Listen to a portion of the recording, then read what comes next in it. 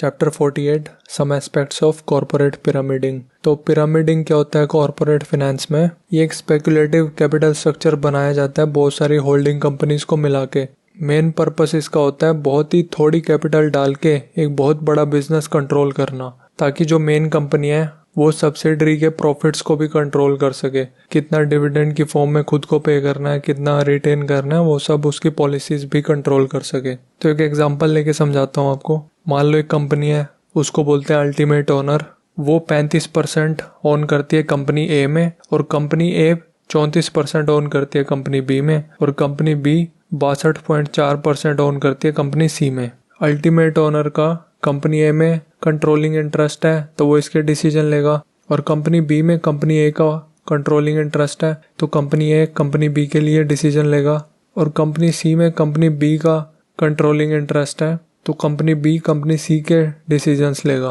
तो जो ultimate owner है वो कंपनी सी को कंट्रोल कर रहा है इनडायरेक्टली, जबकि उसकी एक्चुअल ओनरशिप कितनी है? 35% इंटू 34% इंटू 62.4%। कंपनी सी में अल्टीमेट ओनर की 7.43% ही कैपिटल डली हुई है। तीनों को मल्टीप्लाई मार के आ जाएगा।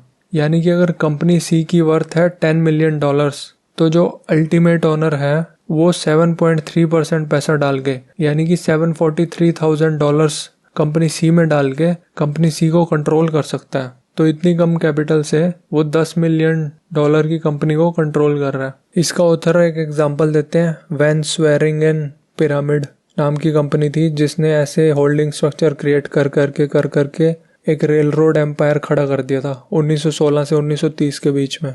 और ऐसे ही एक और एग्जांपल था रॉक आइलैंड कंपनी का 1902 से 1915 के बीच में। ये भी रेल रोड कंपनीज का एम्पायर था। 1914 में इंटरस्टेट कॉमर्स कमीशन ने इंक्वायरी बिठाई थी इस कंपनी में।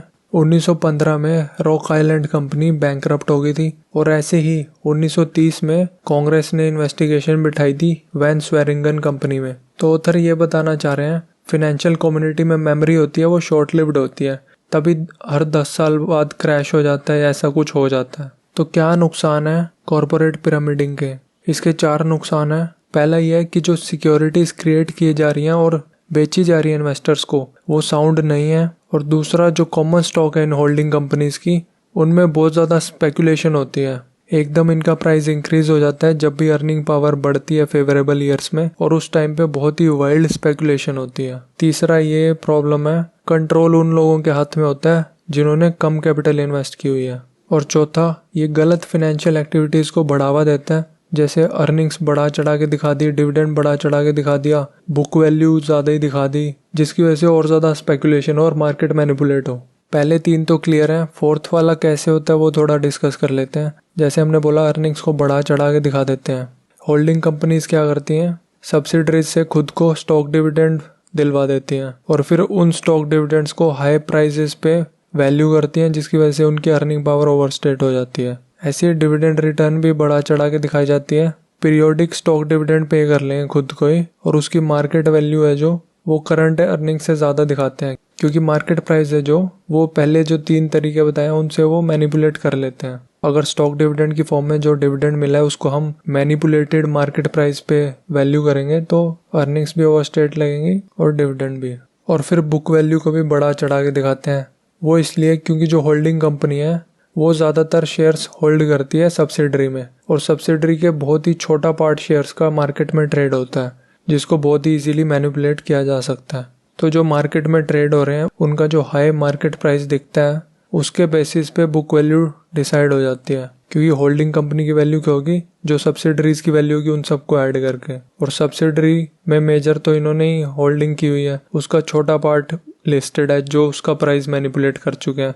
लेकिन ऑथर ये भी बोलते हैं कि अगर होल्डिंग कंपनी स्ट्रक्चर है तो इसका मतलब ये नहीं है कि गलत काम के लिए बनता है, वो अच्छे काम के लिए भी बनाया जा सकता है।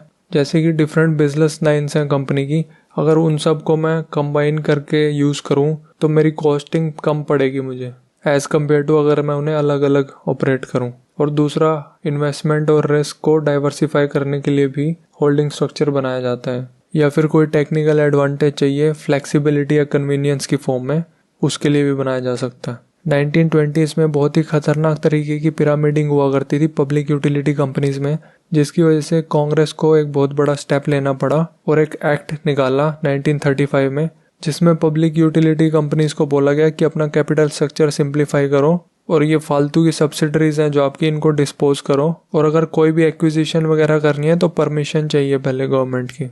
फिर ऑथर फाइनली बोलते हैं कि जो इंडस्ट्रियल्स हैं उनमें आज तक ऐसा कुछ देखने को नहीं मिला है, ये सब रेल रोड और यूटिलिटी कंपनीज में देखने को मिला है कॉरपोरेट पिरामिडिंग जो है। बट इसका मतलब ये नहीं है कि फ्यूचर में नहीं होगा, ये फ्यूचर में हो सकता है, तो इन्वेस्टर चौकन्ना रहे।